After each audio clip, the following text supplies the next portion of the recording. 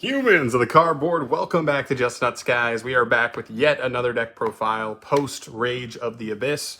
Had a handful of decks that I was actually excited to get back into building here, and Insect is one of them. We get the new Battle Wasp cards in this set, and I gotta say they're pretty powerful. And I think at this point, I almost look at Insects, and I think they have almost all the tools they would want in the main deck. I really feel like they just have like piece after piece after piece in the main deck that you really have to like.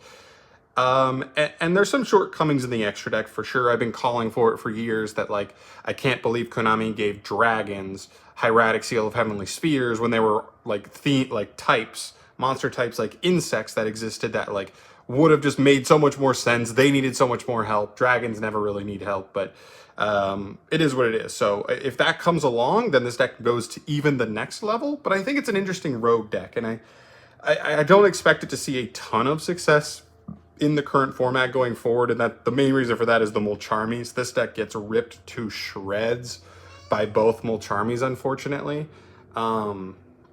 This deck summons a million times from hand in most combos, and it summons a bunch of times from extra deck as well. So either way, you're kind of screwed no matter which Mulcharmy they see. So while we're in formats like that, the deck is going to be tough to kind of like get to work full, you know what I mean? To be consistently able to do what you want to do. But I still think it's pretty powerful for what it is. And if you're not worried about those cards, then if you're not facing off against them, I do think this deck actually has some legs. It almost reminds me of like Mermail at this point. Like it's a pile deck that plays a bunch of different engines from like the same kind of base of Insect.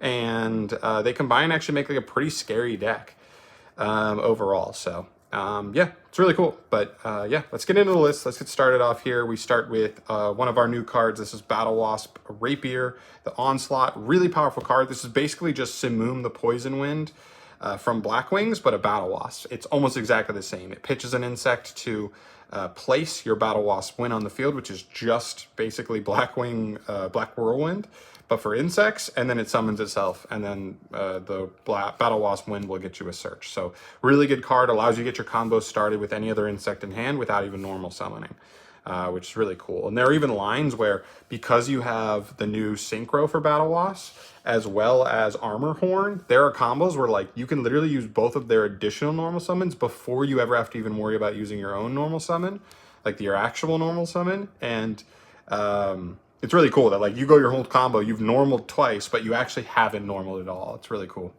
All right, next up we play 3 copies of Battle Wasp Sting the Poison.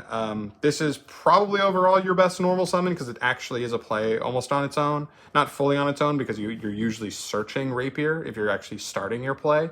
So you do need another insect at least to pitch off of Rapier, but still a really good normal summon and also crazy utility. I think this card's so cool, and I think Konami could learn from making more cards like this one, where it's kind of your Stratos on normal or special. It searches your Battle Wasp monsters, but also he's just like a quick effect imperm, but a somewhat fair imperm because he has to tribute a different insect you control to use it. So it's like you're paying some relatively fair cost to get an imperm like effect, and just combining those things just really adds cool utility to a card like this. All right, and then you finish up with the 3-1 of Battle Wasps, 1 copy of Twinbow the Attacker, 1 Bullseye, and 1 Arbalest the Rapid Fire. These all come up in standard combos. This guy is sort of like a Wolf Bark, and then these guys just kind of jump on the board as additional extenders. But you got to play them because you get 4 free searches off of Battle Wasp Wind every turn, which is really good. Speaking of which, just the 2 copies of that. So kind of cringe thing that is just the truth about this deck is Rapier, when it uses its effect to summon, it's all 1 effect. And it has to pull a Battle Wasp Wind out of the deck. It cannot pull it from hand or grave. So if you only play Battle Wasp Wind at 1, it does mean that you like literally can't even activate Rapier the Onslaught if you don't have one in deck as a viable target. So that's why I play 2. It's not the worst card to draw because you just activate it, and then you're just, as you get into Battle Wasp stuff, they're just going to trigger on top of that, and they're soft once per turn. But you do need to make sure you have one in deck like at all times to, or at least to get started with your play with Rapier. Next up, move off to the Battle Wasp engine. I don't play, Beetrooper engine. I don't play a ton in the main deck, but I do play a small package here. 1 copy of Sting Lancer, 1 Scale Bomber, and 1 Descent.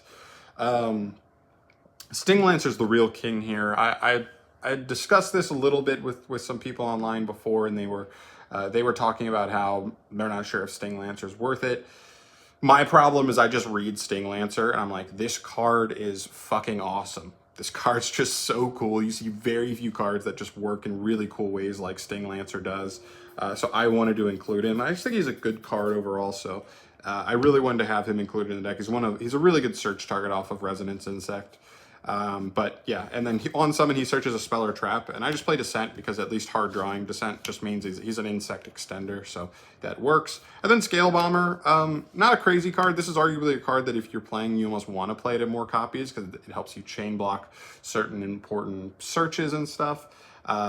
It also is like an extender that also kind of has an effect similar to Sting the Poison with like except he's kind of like a walking ogre by attributing another insect you control. So like again, another cool card in that manner. But it's a card you can get out. You can technically cheat out off the Link 4. And space was getting tight, so I just couldn't afford to play more than one of them, in my opinion. From there we move to like some of the more broken stuff in the insect kingdom here. 2 copies of Resonance, 1 Goki Pole, and we'll even throw 3 copies of Retaliating Sea all in on this. So the cool idea here is just that I don't think in this list, in this deck even, you need the 3rd Resonance Insect anymore. I just don't really feel like it's fully necessary to play him at 3 anymore because he's not even that good of a normal summon. Like sure, him plus an extender is pretty decent because then you can search out Rapier, but the 3rd kind of can get clunky. You can get a little bit clunky on normal summons in the deck if you can't even get your plays started fast enough. So I didn't want to lean too far into that. I felt like 2 was more than enough. If you're resolving like the first 2, then like the 3rd shouldn't even be that crucial for the deck at that point. Goki Pole, of course, is your send target. When you banish Rezo, you want a foolish Goki Pole to then use his effect to add a level 4 insect from deck. Sometimes that's Retaliating Sea, sometimes it's not. Sometimes it's the 2nd copy of Resonance Insect. Depends on your hand and the line you're choosing to take. And then you have Retaliating Sea, I mean. So Retaliating Sea is a really powerful hand trap, and the reason I'm just blasting this bad boy at 3 right now is in the current format with Azumina becoming a new piece of all the Snake Eye variants, and even Yubel able to like trigger this inadvertently is really good. It just makes this card super live all the time, and it's a really powerful card against 2 or 3 of the best like matchups in the game. Decks in the game. So I like this card. It's like a really good defensive card that some people are just choosing to side right now, but because this card is also an engine card in our deck, I just feel like this feels like a 3-of all the way. Just try and take advantage of this card being a hot, spicy tech in the format anyway, because we can always just normal summon this, link it off, and use it to search like Resonance Insect or Goki Pole or something. So yeah, this card you get to take full advantage of this card's actual effects in this deck, and I think that's really, really cool because a lot of people are just playing it as a generic hand trap kind of. And then some of your search targets for Resonance Insect, your level 5 or higher. This guy actually you're normally not searching. You'd rather be dumping him to grave, but we'll talk about him a little bit later on. 1 copy of Supply Soldier, the Indestructible Insects, and 1 Beergram as you're kind of going 2nd like boss monster swing guy. It's really cool. A really powerful card. Him over the, what's the giant centipede? I can't remember his name. The guy who banishes 2 insects to summon himself, 2800 body. He's fine. This card actually does something. He does have to banish a 3rd insect, but I feel like that's minor for like the boost in attack and the boost in actually having a really powerful effect as well. So I think he makes sense. Supply Soldier. This card's really cool. It's one of the new TCG exclusives. He basically just says if an insect effect is activated, he can special summon himself from the hand. And then even as like a bonus effect against the OCG, if the insect effect that was activated was your opponent's, then he actually negates that effect. So this is also a counter against like Maxi in the OCG as well, which is kind of crazy. But we don't have Maxi here, so I'm not jamming him at 3 just to have extra counters to that or anything, but it's fine.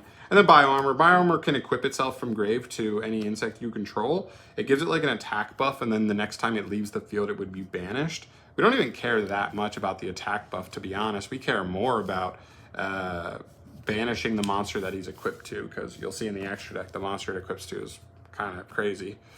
All right, into some spells. 3 copies of Armed Rebellion. This card's insane. This card says special summon an insect with 1,000 or less attack from your deck, and then destroy, and then, well, send. I think it's technically send. Yeah, then send 1 monster you control to the graveyard. Also, you lock yourself into insects, yada, yada, yada. So what you do is you basically just go summon Resonance Insect, send Resonance Insect. So it essentially becomes like a Foolish Burial for Resonance Insect that puts him on field technically. So it does trigger Resonance Insect to then search any level 5 or higher. So it could be a really good starter. It can even be a really good extender too at times. There are niche applications for this card, summoning something with 1,000 or less attack and then sending like a different insect you already controlled to the grave because the new one is just more valuable. But yeah, this card's really, really good. It's a really good, just generic card. I can't believe they just printed it and then made it common like it was no big deal. Like that's a card that, like, if insects ever do become good in the future, that card will probably be an auto 3 of in the deck. Like, it's just that good of a card. It's like borderline Rhoda for insects, but better in some scenarios. 1 instant fusion. You have to play this just because if you're going to play Beetroopers at all, you do just play this card just because you can summon the Beetrooper fusion that just searches another Beetrooper card. So it puts an insect on the field that then searches you another extender, that then probably searches you another extender. It's a really good card. It's a superior extender in my opinion. And then the last like engine-ish card is Ragnarika Hunting Dance. This is what you're getting off the Ragnarika Link 3. It's a free pop, and then it even has a potential pop later on in the duel as well in the grind. It's a nice card. You just get it so free when you're just link climbing anyway, and this deck definitely needs, you know, power in its end board, so we'll take it if it's free. Even though it's an Icarus attack that's like only popping 1, but we'll take those anyway. And then finishing up here, we just jam a couple of hand traps here. 3 Ash, 3 Imperm, obviously, and then 2 Mourner, 2 Bell, 2 Nib. I don't even love these 3, but with Retaliating Sea turning off the hand traps that need to be sent to grave, I'd prefer to just play like 3 Veil or 3 Ogre over these 6, but they can't be used under Retaliating Sea, and I know you can try to like hand trap them with the other ones before Retaliating Sea, but that's just something I honestly need to test more on and just see like how that actually conflicts against most of the matchups in the metagame, like against Azamina, against Ubel and stuff. Like, am I going to be able to hit them with the other hand trap first in a meaningful manner before I want to hit them with Retaliating Sea? Or are they just going to like start their turn with a card that makes me want to drop Retaliating Sea as early as possible and then turn off my other hand trap? So to avoid that for now, I decided to go with this lineup just because these all work under Retaliating Sea and compare pretty powerfully with it. But yeah, it's definitely something that like maybe needs just a little more research, and you may be able to tweak it. But it's the non-engine lineup, so there's always flexibility there. But with Retaliating Sea, there's 12 hand traps plus C, so you're talking 15 total. I feel like that's a pretty decent number overall for a rogue deck. That's one of the problems with a lot of rogue decks, is that they can't play as much non-engine as a lot of the meta decks out there, but I feel like 15 is a decent count there. Which takes us to the extra deck. So jamming these, the only non-insects in the extra deck are Almirage and SP. You play Almirage for like clunky hands where you like have to normal summon Resonance Insect or Goki Pole, for example, and you just want to get them triggered to be able to just like get, you know what I mean, get a search, get bodies in rotation. And then SP is just a utility card. The deck doesn't have amazing removal access, so being able to you know, potentially make him really early in the turn before you lock yourself can actually save your keister. Next up, 1 copy of Beetrooper Armor Horn, 1 copy of Inzektor Pycofelina. I almost want to play a second Pycofelina. There's a couple cards that like don't feel mandatory in the list, so you could probably look to play a second one. I like it for in the grind because it can just target 3 insects in grave, put them back into the deck, and then draw 1 card. So it's a draw. Pretty free, while also putting cards back, like potentially extra deck cards that you want to resummon and like go through them again. So I think it's pretty good utility. I kind of like the idea of a second. And this is the only proxy I have in the deck. I swear I had this card somewhere, but I couldn't find it. It wasn't worth postponing the deck profile for a common. This is supposed to be Shinobi Insect Hagakure Mino. This is, it really doesn't do anything. You don't even have to worry about the effects. It's basically a insect link 2 that just basically can take any 2 materials. So what it allows you to do is, even in lines where you use Almirage, or maybe you get nibbed or nib yourself, you can use like the non-insect bodies on your field to just go ahead and still get back into insects and link climb from there. So you can just make clunky board states a little more manageable by getting you back into your insects. For link 3s, 1 Ragnaraka Mantis Monk, 1 Seraphim Papillon, and 1 Traptrix Adipus. Mantis Monk is really good. You just do it throughout your combo to get the trap for free. And then low-key, this card is really nice post turn 1, just to be able to, like, if you put any body on the field, that body becomes a link, like 3 materials worth by just bouncing it, like putting it back in the deck to summon this, and then, you know what I mean, you're that much closer to making a bigger link, which is really nice, just gets better material. Papillon's also out here. Good card. You usually don't end on this turn 1 in most boards unless like you get hand trapped a bunch, and this is as good as you can get. But it's a nice card, being able to just reborn, you know what I mean, a level, is it 4? I think it's level 4 or lower, but when you're putting stuff like Sting the Poison in the graveyard, which we already talked about because he's like a walking in perm, makes this card really nice, right? Because you're just reborning Sting, he's searching you a follow-up on summon, and then he can tribute Papillon if it's the only other insect that you, if it's the insect you want to let go the easiest, to then be an imperm. So that's just really solid value there. And then Adipus. Adipus is good versus trap decks. It's unaffected by other trap effects, and it has the ability to like break into boards. It doesn't come up that much. It's definitely the most niche of these 3, but it can come up at times. There, for bigger links, we have 1 copy of Giant Beetrooper Invincible Atlas and 1 copy of Ragnaraka Stag Sovereign. Invincible Atlas doesn't come up as much. In the grind game, it can come up just because you can make him as a big body that's like has annoying protection for your opponent to deal with. And then Stag Sovereign, you usually try to end on him as part of your turn 1 board. Just because he's a pretty decent interaction from there. But same thing, has the same comeback effect as Mantis Monk of like, once you make him, as long as your opponent isn't like shuffling him, bouncing him, or banishing him, if he's going to grave, even if they out him, he is just able to turn any body just into a huge body that's a decent interaction for the rest of the duel, which is really cool for the grind. There, that's it for the links for Synchros. We play 1 Battle Wasp Sachi, the Ceremonial Bow. Geez, what a name. 1 Diabolantis, the Menacing Mantis. Geez, what a name. And 1 Battle Wasp Grand Partisan, the Revolution. I mean, these names are crazy. But anyway, so Sachi gives you an additional normal summon. It can also make itself a tuner, so it can be flexible for certain synchro lines.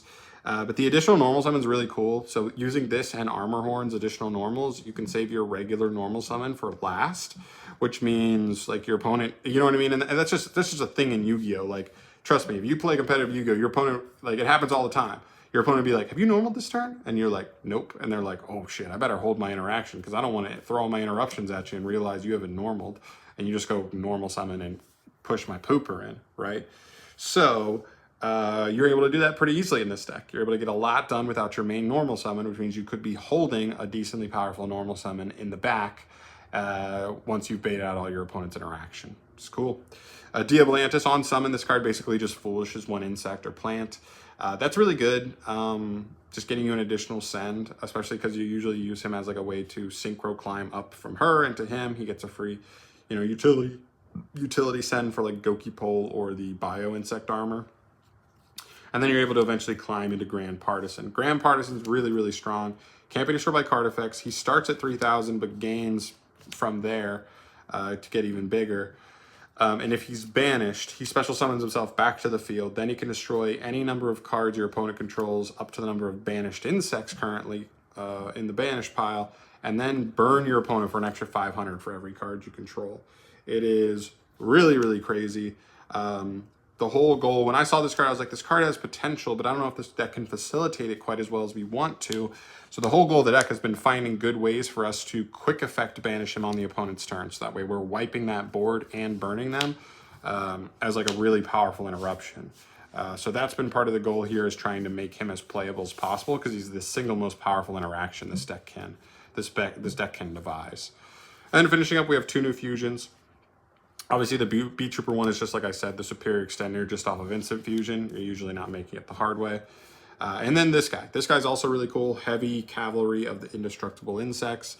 He pairs with the other new TCG exclusive, the main deck guy, the Soldier. So he just takes any 2 insects, any 2 level 5 or higher. Oh, I'm sorry, a level 5 or higher insect plus another insect, which is really easy to do because you're using the level 5 guy to fuse in the first place. He's just a quick effect that says banish 1 insect you control and 1 monster your opponent controls. It's pretty good. So what you can do is if you pair him with your Grand Partisan, you can banish Partisan with the opponent's monster, and then Partisan comes back to wipe the entire board from there. So that's really nice. The other thing we've been doing is equipping Bio Insect Armor to him, so that way when he leaves the field, Bio Insect Armor auto banishes him, and then triggers him to come back and wipe the board from there. So really cool. It's an alternate route. You know, with this card coming out, it makes me wonder if like we need Bio Insect Armor. But like, I wonder just if I'm not going full combo, I'm not getting to him. I'm not getting to both Partisan plus him anyway. So I almost prefer the Bio Insect Armor. Not prefer, but like still want him there, just so that way if we don't get all the way to both, we can maybe at least get to Partisan with the Insect Armor and just make it really brutal for our opponent to out the board state we have set up. So there you go. There's my deck list. It's early on. This deck is really intricate, so I'm not going to lie, there's probably changes to be made here. But when I went through and I was looking at early profiles post-Rhoda, I really wasn't seeing that much that really was inspiring me. So I kind of went off, and this is more so my own list than what I've really been taking from many others. So I'm definitely available for ideas. So throw those down in the comment section down below if there's any main deck. There's so many good main deck insects. I don't think there's too many crazy extra deck things you could splash in, but if you have an idea, I'm all ears. And then just any, you know, ideas or just pointers about the deck, I'm definitely open for. So please throw that in the comment section down below if you have any of those available. But other than that, I think I'm all done for the day here. Thank you so much for watching. As always, guys, subscribe to the channel for more things from me down the line, deck profiles, and the like. I'll see you guys in the next video. Peace.